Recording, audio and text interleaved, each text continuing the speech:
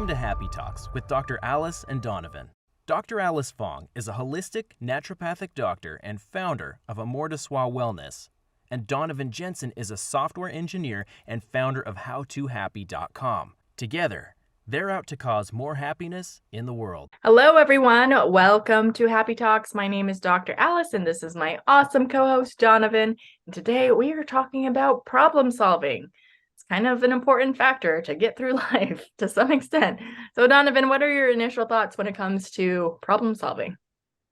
Yeah, so this is such a broad and vague sort of topic that I feel like there are all kinds of different directions we could go, but to tie it more tightly to our theme of happiness, right? I feel like being able to solve problems effectively or in a way that like doesn't cause you a lot of emotional turmoil is something that you essentially have to be able to do to have like a good life or like an optimal life, right? Like if every single problem that comes across your plate, you don't know what to do, you freak out, you have a meltdown, like you're not going to be happy a large percentage of the time, especially since, you know, what we define as like a problem could really differ a lot at what like level you focus, right? You know, like I have a drink right now, it could be a problem to me that it's like not cold enough, right? So like like depending on how much you focus down on certain things, you could really give yourself a bad time fast if you don't have good tools for problem solving. Curious what your initial thoughts are. Well, I definitely think you brought up a good point about assessing whether how severe or not severe the problem is, or how important is it to you, which I guess is dependent on what you value and what you care about. But, you know, I think it's an important part of life in general, and I think it's how we develop our brains to some extent. It is a very broad topic, so I'm kind of in a problem of figuring out where to go with this right now, essentially. Yeah. And I'm trying to think of like what types of things or how do I approach a problem? And like what are some bigger problems I've had? Like, oh, I guess some good examples is like actually more severe problems is like when there was water damage in the house. That's a big problem. And that was, you know, pretty much out of my scope of experience and being able to deal with it. It's like whether it was a roof problem or a plumbing problem, it was more about delegating and finding the right person. It turned out to be a plumbing problem and the pipe burst. And so there's no way I'm dealing with that. So yeah, we had to find the right person to address it. And sometimes that's what it takes, is finding a more experienced person to help you out with the situation. Yeah, I think that's a good sort of starting point for things that you can do.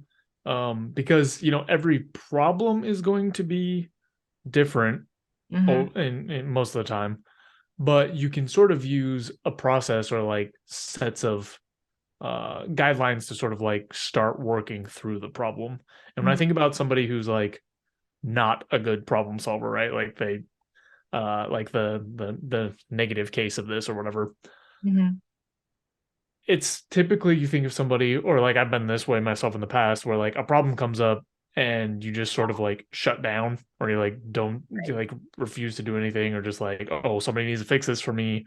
Where like developing sort of that skill, there are like a number of things, one of which you mentioned, which was like get more help, get someone with expertise.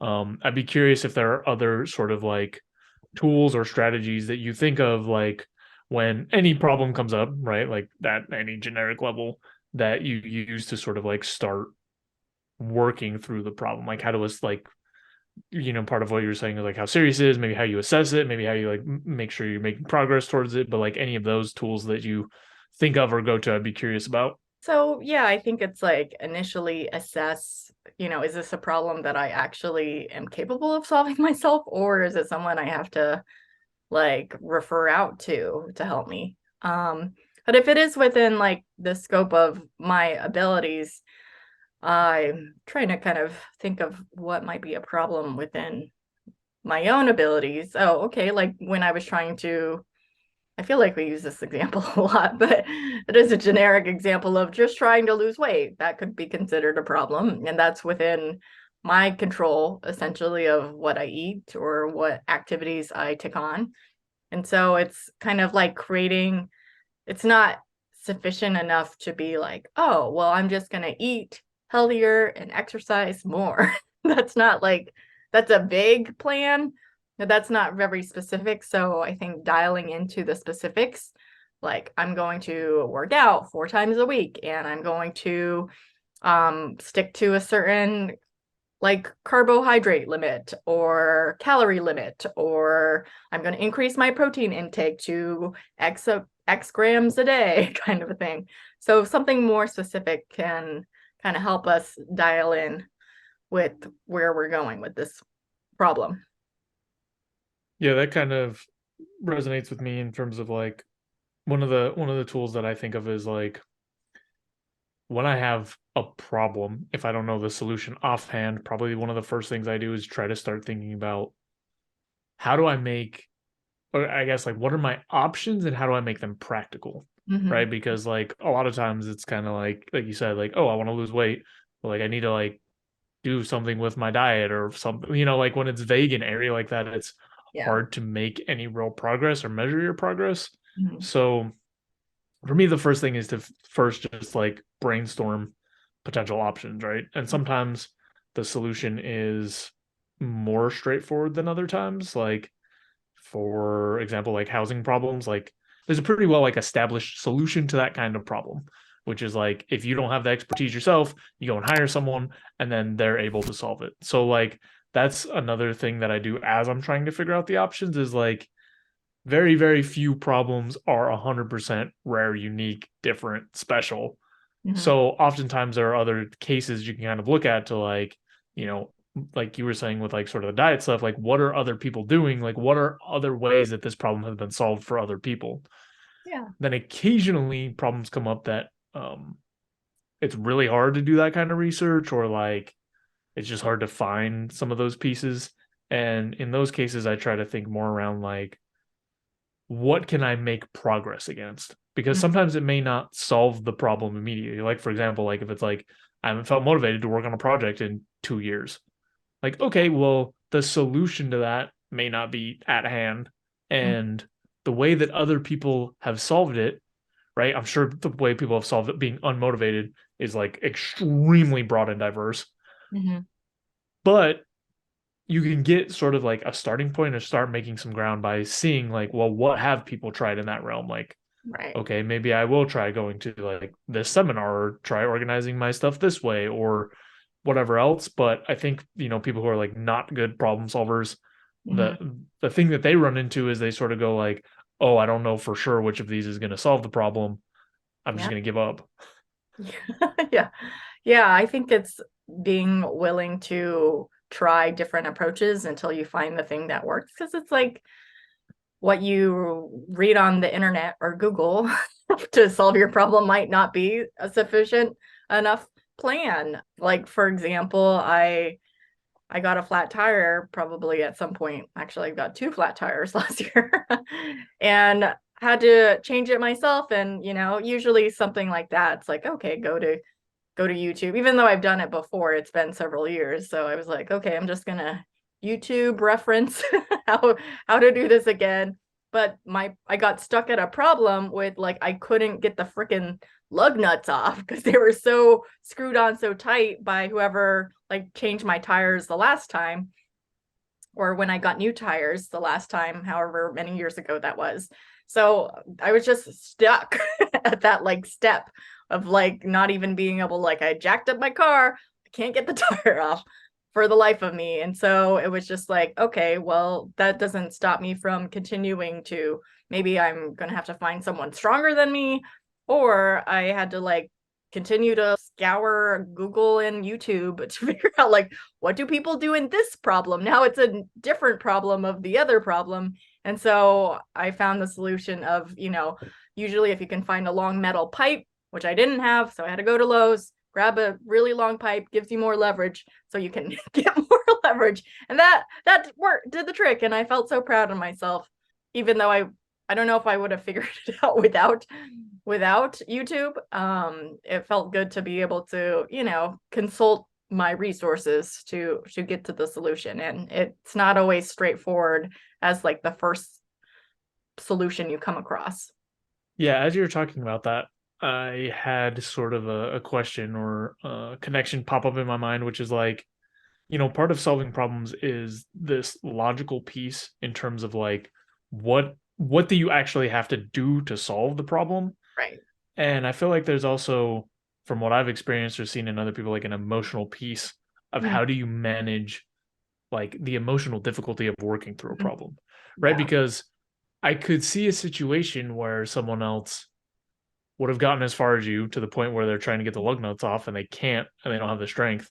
And Yeah. that's where they would just be like, whatever, I guess I can't do it. Like, Right. I give up. So I'd be curious what your thoughts are on sort of like, one, like where you feel like you were able to like develop sort of that ability to just like keep pressing through. And then two, just bigger, like how you feel about the connection between the two. I think one of the things that motivated me to press on in that moment was, thankfully, I think I would have been more frustrated. I definitely think I was frustrated in that moment because I was like, I'm stuck at this step. I don't know how to like move past this step. And, I might have been like, F it. I don't deal with this. I'll let someone else deal with it when they get home. And honestly, my mom came by and was like, oh, just wait for a man to come help you do this. I was like, no, no man is not going to be like, these are really strong. I work out a lot. I'm pretty strong. If I can't get these lug nuts, I don't think anyone can. And so I was kind of like motivated by like, oh, I don't need a man to change my tire. I can do it myself. And that's like what propelled me to keep researching and figuring out there's got to be another way to get these off without like I either need like one of those drill tools or I need which I was considering like, asking like a tire changing place to be like, can you come to my house if I pay you to do it? But I was like, oh, I found this very simple solution. So it's like, one, do you have a motivating factor? Like how important is this problem? If I had to be somewhere, I would be like probably more flustered and more frazzled and stressed. Then I would probably be like, no, I can't wait for anyone to do it. It's gotta go. Like I gotta get somewhere, so I gotta go. But in this situation, that wasn't necessarily the case. I could have I didn't have to go anywhere during the rest of the day. But I was just kind of determined for other reasons. So I guess it's like, how do I regulate my emotions during these times where I'm like stuck or frustrated?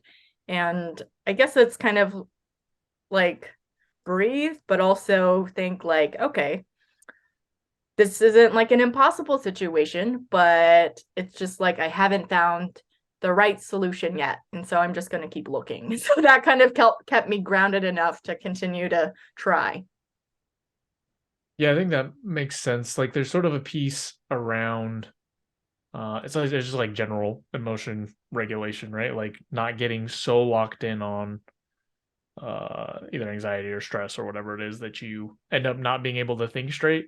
I've also done this. I'm curious if you've had this experience before. There have been times that I can't or don't have time to get my emotions to the place that I would like them to be in.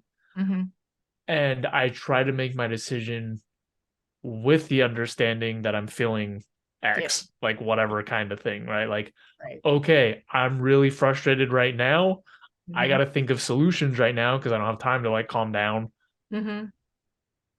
As I like brainstorm some of these options, I'm going to think about like, okay, maybe I want to do this, but I'm really frustrated right now. So like, would not frustrated me make this same decision? And obviously it's a little bit more difficult, like one of those easier said than done sort of things. But I have found that trying to think that way when I'm like, I'm not going to get around this emotion, let me just try to add that into my decision making has given me a little more space sometimes, depending on like what the situation is. Yeah. Yeah, no, I could definitely see that being beneficial. Although I was just thinking of like situations where you're following the instructions and it's like you do exactly what they tell you to do and it's not going the way that it's supposed to go. And those are the things that really frustrate me because I'm like, I'm doing what you're telling me to do. Why aren't you doing it? And then you want to like hit it or bump it or kick it or something like that, which might feel good in the moment, which might hurt your like foot or your hand, but or you can just kind of like yell at it, which is what I do, which isn't really gonna like hurt myself, but kind of relieve some of the pressure, I guess, or the frustration in a way. It's not really affecting the project. It might slow me down a little bit. But I do kind of have to like realize that eventually I'm gonna have to like, okay, I got out my frustration. The problem's still a problem. I gotta figure out what's next. Or I just need to like take a breather and just walk away for a moment and then come back where I'm a little more clear-headed and not as worked up. Yeah. Well, I think that's a really good point because there are a lot of like complex or challenging problems that take a lot of effort to solve. And if you try to, it's tangentially related to like sort of burnout, but like if you try to just keep pushing through on the problem without paying attention to your emotional state, like I don't know how many times this happened for you, but like where I get so frustrated or angry or whatever else that I can't think straight and I'm still trying to push through, but because I can't think clearly, I'm not making any progress. Right. The number of times that I have, I'll just take programming for an example, that I have just been like, I'm just going to take a break and take a walk around the block. Yeah. And then figured out exactly what I need to be doing is way higher than the number of times that I was like, I'm just going to sit at this computer until I figure this damn thing out. Like, so depending on sort of like the type of problem or structure of problem, it can help to get sort of like a change of scenery or like slow down or like do something else temporarily, because it'll like when you're more calm you can think more clearly and more likely to have the right answer sort of tumble out, as opposed to when you're already frustrated and just keep pushing through, the chances that you actually figure the thing out are much lower because you're not making good guesses or like trying to solve the problem in smart ways anymore. Yeah, definitely. And I think it just made me think of another thing that I realized, after I feel like you have to have a limit. It's like, okay, make a certain number of attempts, try different things you find on Google or YouTube or whatever. But at a certain point, it's like it's still frustrating. It's just only getting more increasingly frustrating.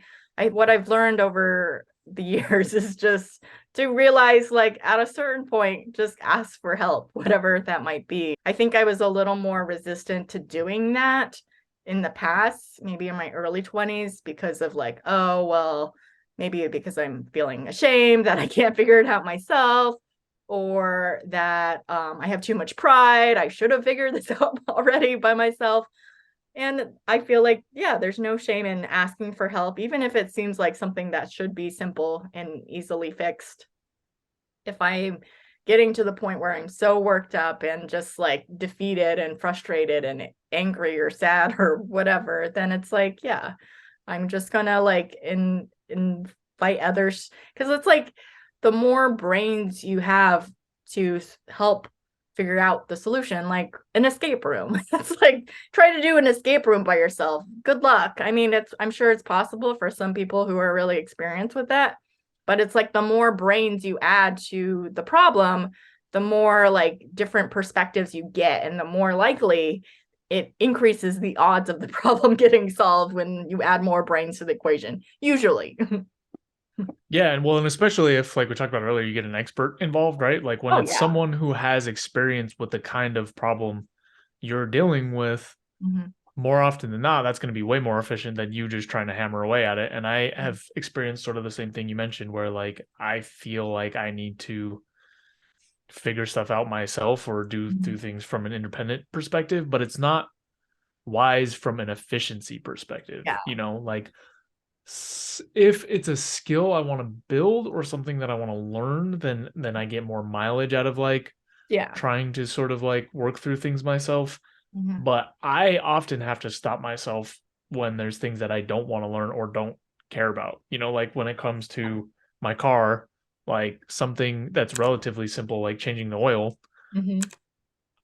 There have been times where I'm like, I should really learn how to do this myself. Like I should figure it out. It's not that complicated. But then when I structure that into the larger scheme of like my goals and what I'm interested in and all that stuff, like I'm not interested in learning about cars that much. Like Yeah. I just don't have that much interest in it. So that's another thing to think about is like Yeah. some problems I have created for myself basically because Mhm. I refuse to get help or Mhm. pay for someone who knows how to do it to do it. Mhm. And in the long term, those have almost always been poor uses of time. Yeah. Yeah, that's another good point you bring up is like, factor in the time and the efficiency of it. It's like, yeah, you can spend like days or weeks trying to figure out a problem that an expert could have figured out in like a few hours, essentially. So it's like you want to factor that in, and depending on it's like if you are wanting to gain the experience of trying to solve the problem, and then like this is a skill set, like if you are a plumber and you are a new plumber and you should probably become more sufficient over time so you're working faster and more efficiently.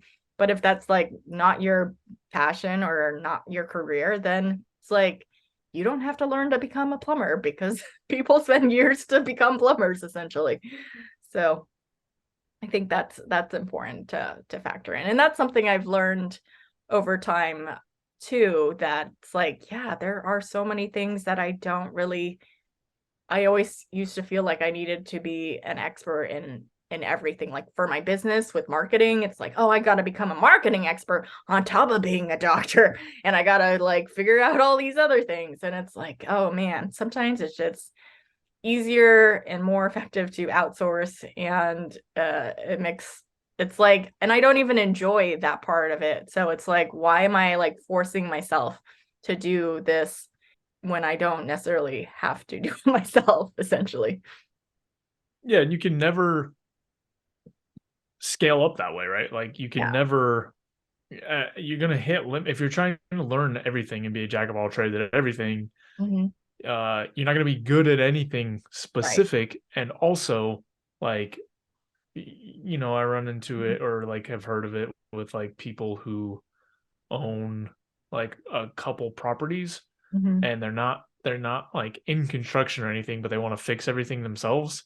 And Oh, like just like a landlord that like comes in and yeah. tries to fix your toilet or whatever, like Right. that sort of stereotype. And like you can never like, yeah, sure, he probably gets more skills around like, oh, like now I know a little more about plumbing. Now I know a little more about whatever else. But like there's Yeah. only if you're doing the maintenance yourself, there's only so many properties you can ever have, which is just an example of like, if you're spreading yourself so thin and not really focusing on anything, you hit limits where you have to start utilizing other people to Yeah. help you out. And the earlier you can sort of do that and identify the places where it's going to be useful, the faster you can get through a lot of problems. Yeah.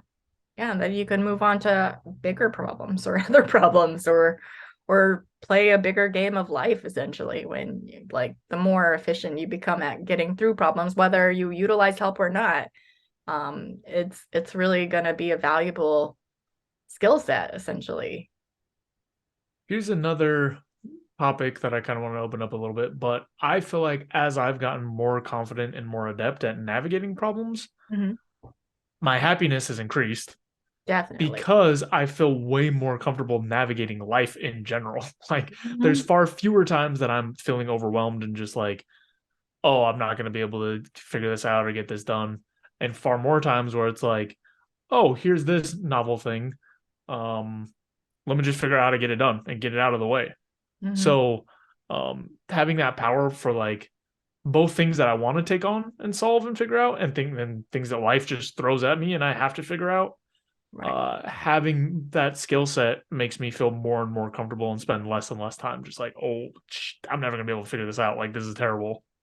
Right. Yeah. I think I totally agree that being able to be effective at problem solving is going to increase your happiness, because it kind of gives you control over how your life is going to go, because everyone's going to encounter problems. It's just kind of part of life. And sometimes there are going to be problems that you were not anticipating at all. They're going to be just curveballs that throw off your routine or whatever it might be.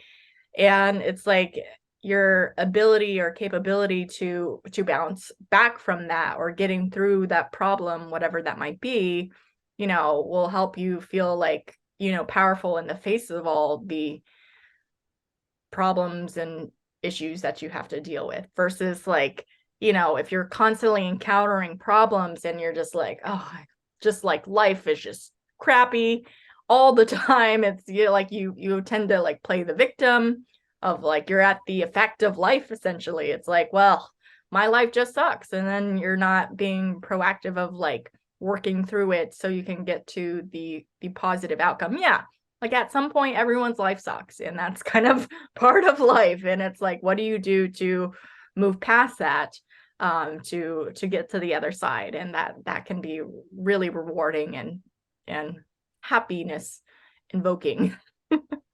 Yeah, because that's, in a generic sense, problems are probably the main thing that make people feel unhappy. Yeah, probably. And that's so generic that like, it's I don't know how much it means, but like, yeah, the more comfortable or the more capable you feel of dealing with those things, Mhm. the less, or like the better relationship you will have with problems.